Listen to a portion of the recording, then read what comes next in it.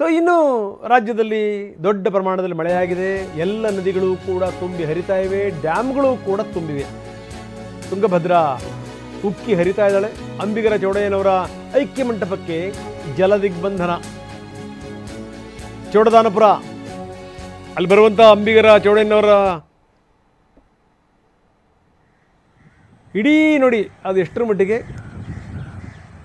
ತುಂಗಭದ್ರಾ ಆವರಿಸ್ಕೊಂಡಿದ್ದಾಳೆ ಅಂತ. ಐಕ್ಯ ಮಂಟಪದ ಸುತ್ತಮುತ್ತ ಸಂಪೂರ್ಣ ನೀರು. ಚೌಡದಾನಪುರದಲ್ಲಿದೆ ಅಂಬಿಗರ ಚೌಡಯ್ಯನವರ ಐಕ್ಯ ಮಂಟಪ.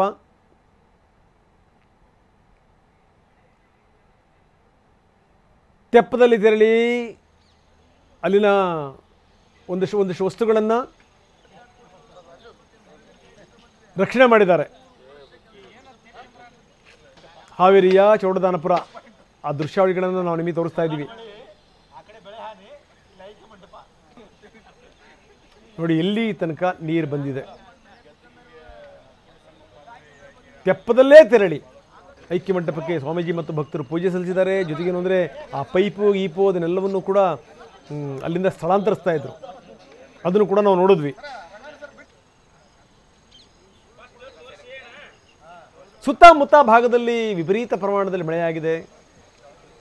ಡ್ಯಾಮ್ಗಳು ಅವಧಿಗೆ ಮೊದಲೇ ತುಂಬಿವೆ.